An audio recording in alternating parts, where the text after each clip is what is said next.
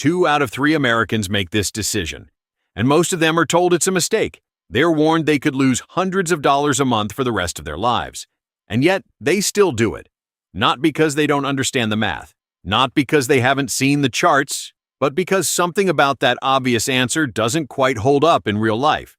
When I first started digging into this, I assumed the numbers would settle it.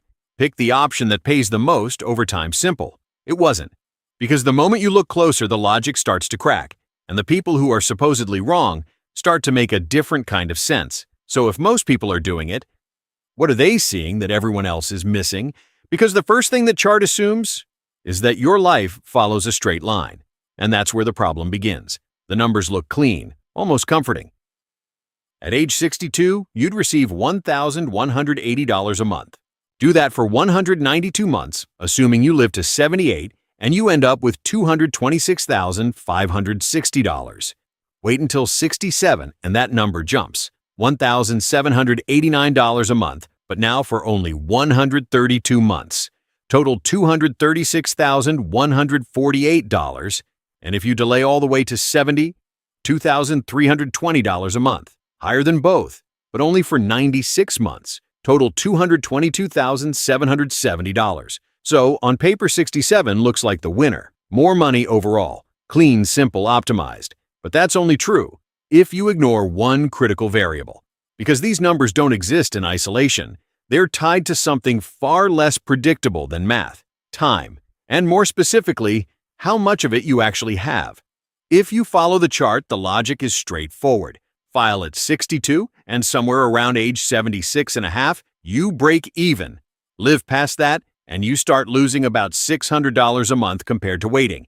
Wait until 67, and you stay ahead until about 81 and a half. After that point, the people who waited until 70 begin to pull ahead, earning roughly $500 to $550 more per month for the rest of their lives. So the entire decision quietly turns into a bet, not on the market, not on interest rates, but on your lifespan. And that's where things get uncomfortable, because no one really knows that number. Which brings us back to the contradiction. If the math is so clear, why are nearly 2/3 of Americans still choosing to file early? It's not that they haven't seen these numbers. It's not that they don't understand what maximizing benefits means. It's that they're solving a different problem. And the chart never tells you what that problem is. When I started looking deeper into this, I realized something strange. The Social Security Administration used to offer a version of this calculation directly on their website. You could plug in your numbers, hit a button, and it would suggest when to file. That tool is gone now, not because it was wrong mathematically, but because it was incomplete, because it couldn't account for the variables that actually drive this decision. And once you start layering those in, the best option starts to shift. Take spousal benefits. If you're married, your decision doesn't just affect you. Your spouse can receive up to 50% of your benefit, but only after you file. So, waiting might maximize your personal payout. But delay income, your household could have been receiving for years.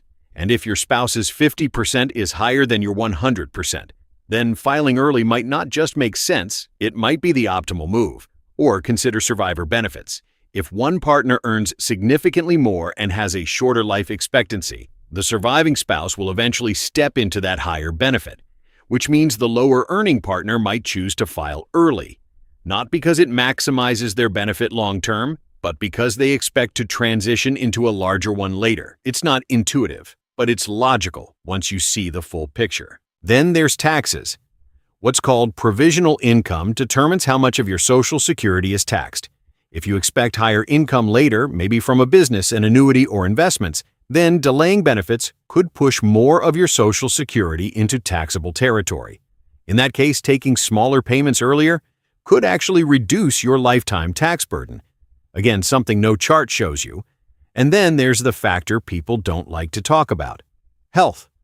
Medical science has gotten very good at estimating life expectancy. If someone knows realistically that they may not live into their 80s, the break-even calculation becomes irrelevant. Because you're not optimizing for decades, you're optimizing for the time you actually have. If you had to choose right now 62, 67, or 70, what would you pick? Drop the number in the comments. I'm curious where you stand. But even beyond all of that, There's one variable the system never measures: what those years actually feel like. Because early in retirement, something interesting happens. You still have energy, you still have clarity, you still have the ability to go places, do things, and experience life in a way that might not be possible later. So the question quietly shifts. It's no longer just, how do I get the most money? It becomes, when is that money actually useful to me? Because an extra $500 a month at 82 does not carry the same weight as $1,180 at 62 if that earlier money allows you to actually live. And this is where most people have their realization. They weren't making a bad decision. They were just using the wrong scoreboard. The system tells you to maximize total dollars. But life doesn't always reward that. Sometimes the better decision is the one that gives you flexibility sooner, even if it means less later. Sometimes it's about reducing risk, or supporting a spouse, or simply having access to money when it matters most. So when people say that claiming early is a mistake, they're not entirely wrong. But they're not entirely right either, because the real mistake is assuming there's a single correct answer. At the end of the day, this isn't just a financial decision. It's a personal one. The chart can show you outcomes. It can estimate totals. It can even suggest an optimal path, but it cannot tell you what you value. It cannot predict your health. It cannot see your family, your obligations, or your priorities. And once you understand that, the decision stops being about beating the system and starts being about choosing what works for you. If you're getting close to this decision, don't rush it, because the difference between 62, 67, and 70 isn't just a number on a page. It's how and when you experience the years you have left, and that's not something any chart can decide for you.